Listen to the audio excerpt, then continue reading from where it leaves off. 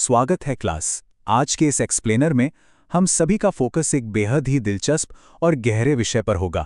आज हम इतिहास और विज्ञान के उन पन्नों को पलटने जा रहे हैं जो हमें प्राचीन वैदिक ब्रह्मांड विज्ञान यानी वैदिक कॉस्मोलॉजी की ओर ले जाते हैं।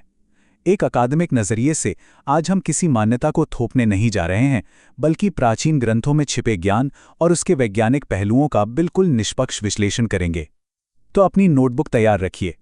जरा सोचिए, आकाशगंगा को किसने बनाया और ये पूरा ब्रह्मांड आखिर कब शुरू हुआ? ये एक ऐसा बुनियादी और अस्तित्व से जुड़ा सवाल है जो शायद मानव सभ्यता की शुरुआत से ही हर जिज्ञासु दिमाग में गूंजता रहा है। क्या सच में ये पूरी आकाशगंगा, करोड़ों तारे और ये विशाल ब्रह्मांड किसी ने डिजाइन किया है? ये जानकर हैरानी होती है कि भगवद गीता और भागवत पुराण जैसे प्राचीन भारतीय ग्रंथों में हजारों साल पहले ही इन सवालों को पूरी गहराई के साथ संबोधित किया गया है। ठीक है, चलिए इसमें गहराई से उतरते हैं।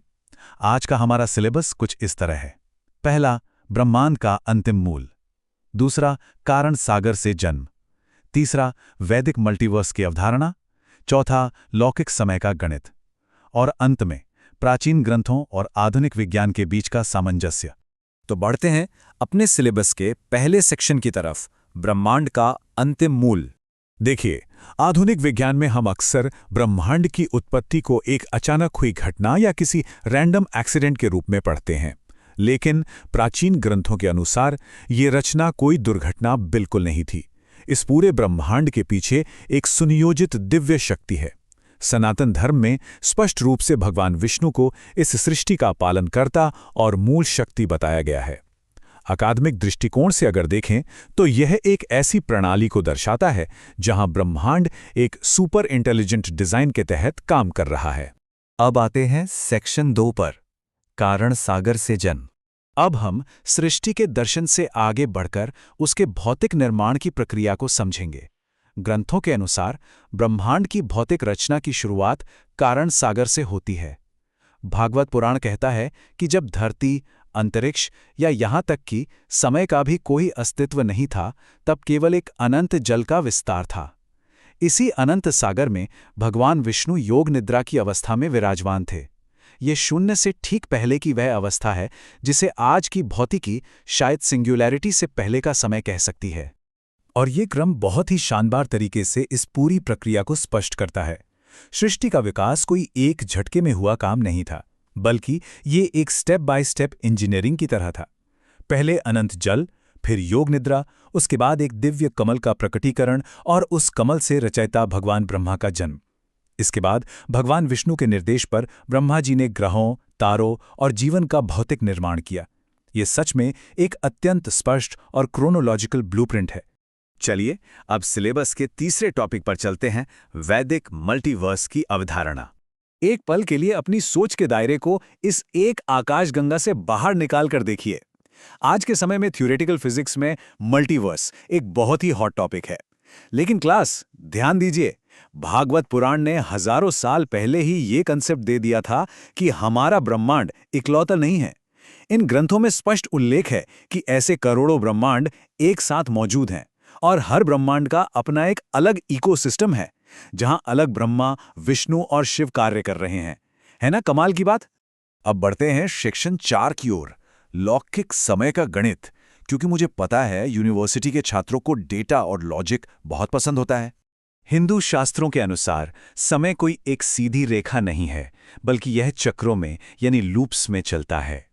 समय के इन 4 मुख्य कालखंडों को युग कहा जाता है। पहला सतयुग, फिर त्रेता युग, उसके बाद द्वापर युग और अंत में कलयुग। और जब ये चारों युग पूरे होते हैं तो एक बड़ा कालखंड पूरा होता है जिसे महायुग कहा जाता है। चलिए आगे बढ़ते हैं और देखते हैं कि ये गणितीय रूप से कैसे काम करता है। चारों युगों को मिलाकर एक महायुग बनता है और जब ऐसे 1000 महायुग बीत जाते हैं तब जाकर रचयिता यानी ब्रह्मा जी का केवल एक दिन पूरा होता है। जरा इस स्केल के बारे में सोचिए, ये समय को मापने का एक बेहद जटिल और विशाल गणितीय मॉडल है। और अगर उन 1000 महायुगों को हम मानव वर्षों में बदलें तो वो संख्या आती है 4.32 अरब वर्ष। जी हाँ, 4.32 बिलियन ईयर्स। इस विशाल नंबर को जरा आत्मसात कीजिए। वैदिक गणित के अनुसार ब्रह्मा जी का केवल एक दिन हमारे अरबों सालों के बराबर है। प्राचीन विद्वानों की ये गणितीय सटीकता सच में हैरान कर देने वाली है। इस चक्र का सबसे दिलचस्प पहलू ये है कि जब ब्रह्मा जी का दिन होता है यानी सुबह, तो नई सृष्टि बनती है। लेकिन जब वो दिन खत्म होता है और ब्रह्मा की रात आती है तो पूरी सृष्टि प्रलय में समाप्त हो जाती है। पर यह विनाश कोई परमानेंट एंड नहीं है, क्योंकि अगली सुबह फिर से नया ब्रह्मांड बनता है, यानी जन्म और विनाश का एक अंतहीन लूप। अब हम अपने सिलेबस के आखिरी यानी 5वें सेक्शन पर आते हैं, प्राचीन और आधुनिक विज्ञान का सामंजस्य।